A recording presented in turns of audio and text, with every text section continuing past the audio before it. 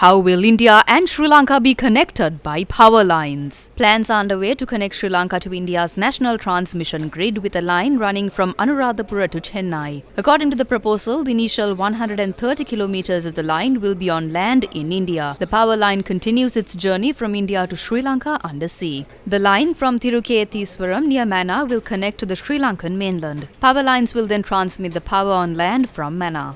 The system will be developed in two phases.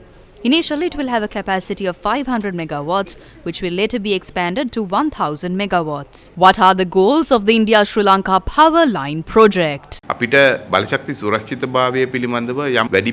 It builds trust regarding energy security. We've estimated a cost of around $1.2 billion.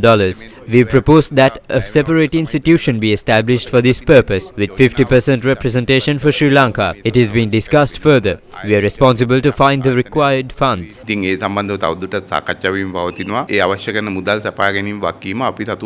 Has an agreement been reached to connect the national power grids of India and Sri Lanka? A memorandum of understanding was signed to conduct the necessary technical assessments. That is the only agreement. However, it was proposed that the project should be implemented within a legal framework. There is an agreement at an official level that an initial agreement should be signed. Will the Indo-Sri Lanka transmission grid connectivity pose a threat to national security? Former chairman of the CEB, Professor Anura Vijayapala, said this project has both pros and cons. If this is connected, Sri Lanka has many benefits. The redundant power can be exported to India.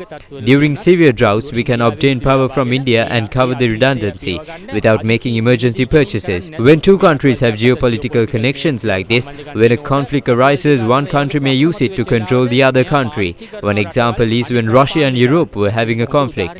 Russia reduced its LNG supply to Europe. Europe faced a severe crisis during winter as a result. This can happen in the future, so it must be reached carefully. The Secretary to the Minister of Power and Energy said, even if connected with India, a national program is required to fulfill the country's power demand. Although the transmission lines may be connected to India, our program to reach energy targets must continue.